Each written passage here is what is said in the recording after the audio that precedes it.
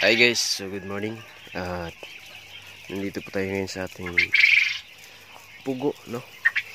So maraming salamat po sa mga nanood sa itong previous video. So, ayun guys, nandito tayo ngayon sa RTL, no? So ito yung mga brooder natin. So dito meron pa ring mga lalaki. So hindi talaga yan maiwasan guys, yung pagsiseleksyon natin, hindi talaga maiwasan na perfect yung napili natin na babae, no? Kasi maliit pa lang, hindi pa ganun kalaki, ay sineseleksyonan natin, hindi pa umabot ng 1 month para hindi tayo masyadong nagastusan ng feeds, no? Kasi pag RTL mo na sila guys kinukuha, so medyo magastusan ka ng pagkain. So ang gagawin mo, pag nakikita mo na pwede nang seleksyonan ng lalaki at babae, gawin mo na para hindi ka mas malakihan sa feeds. At pag napili mo yung lalaki, papakainin mo man yan, pero makokontrol mo. So dito guys, ipapakita ko po sa inyo yung lalaki, no? So may dalawa po akong hawak dito. Ito ay lalaki. Napansin nyo guys yung liig niya, dalawa pala to guys yung hinawakan ko. Magkaiba yung kulay, no? So yan. So pag ganito guys, medyo siya, yung kulay niya yung isa medyo gray, no? Na may white. So dito naman sa kabila may brown, dark yung kanyang liig. So pag ganito guys, yung ganitong white, yung gray, lalaki po ito. Yan. So tawa natin yan. So kung hindi mo guys, dito sa liig, yung iputan niya, yan. Kung mapansin nyo, yung iputan niya malaki. Yan. At pag pinipiga mo yan guys, parang may lumalabas na parang bula. So yun ay lalaki, no? So tumakas. Ipapasok muna natin guys sa yung isa. Yan, so binalik natin yung isa doon sa mga lalaki, no? Sinama natin dito. So nandito guys lahat ng lalaki na pugo, no? Or male na pugo. So nandito po lahat sa cage na to. Yan.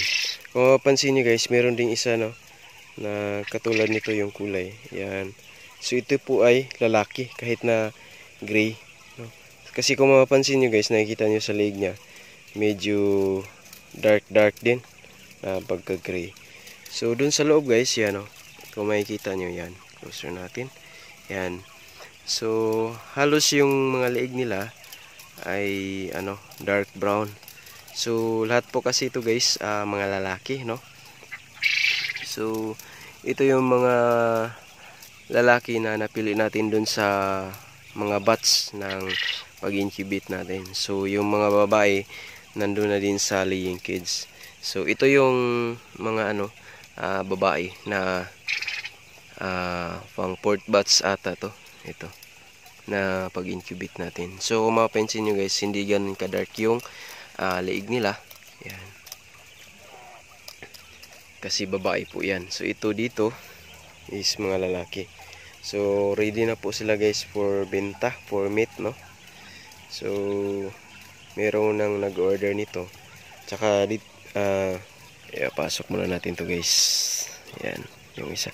So isama na natin dito sa mga lalaki. Kasi lalaki yun.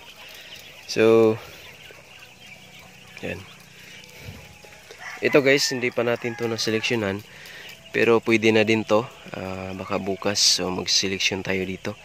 Kasi isama natin dun sa bibenta natin, no, na lalaki. So ito kasi guys, kukunin na to.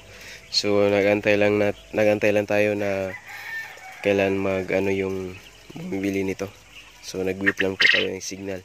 So ayos lang din naman kasi ito, seleksyonan din natin to, yung kids na to. Kasi bago din ito. Yan. So pwede na din tong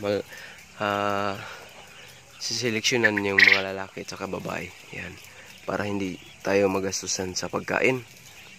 No? So, yun guys.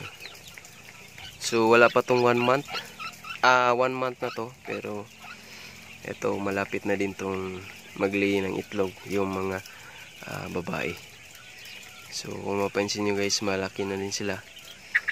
At, yun, pwede na din to. Kunin natin yung mga lalaki para masama natin dun sa mga ibebenta, no? For meat. So, yun yung update guys sa ating mga pugo at kung paano tayo mag-selection ng lalaki at saka babae. Kasi guys, yung pugo natin iba yung bloodline, no? Hindi katulad ng iba na kahit sisiyo pa lang, so malalaman mo na yung lalaki at babae pag ganun. So, sa atin, wala tayong bloodline na ganun kasi brown lahat yung mga pugo natin.